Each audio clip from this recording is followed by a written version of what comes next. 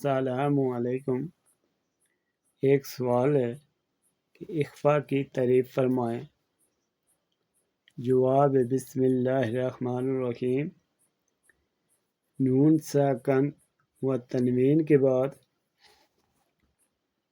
جب اخفا کے 15 حروف میں سے کوئی حروف آ جائے تو اس نون ساکن و تنوین میں اخفا کیا جاتا ہے اور اس کو اخفاء حقیقی کہتے ہیں۔ اخفا کے حروف جیسے یرملون کے 6 اور ہلکی 6 و نیز با اور الف کے علاوہ باقی 15 حروف ہیں جو اس نظم میں آپ کو پیش کرتا ہوں۔ جیسے پڑھنے میں آئے گا: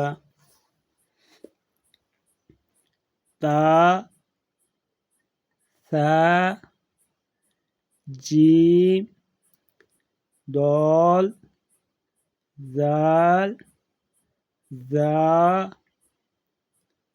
سین، شین، صاد، ضاد، طا، ظا، فا، کاف، کاف۔ یہ ہیں 15، انہی کو اخفاء حقیقی ہے۔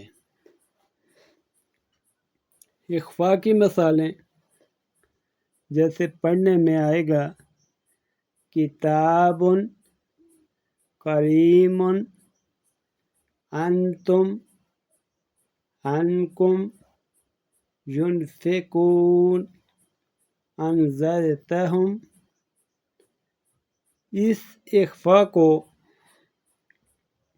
ادا کرنے کا طریقہ یہ ہے کہ نہ تو زبان اظہار کی طرح نون ساکن کے مخرج میں پورے طور سے لگے اور نہ ہی ادغام کی طرح دوسرے حروف کے مخرج میں لگے، بلکہ ان دونوں کے مابین اس طرح سے ادا ہو کہ تشدید باقی نہ ہو اور غنہ باقی رہے۔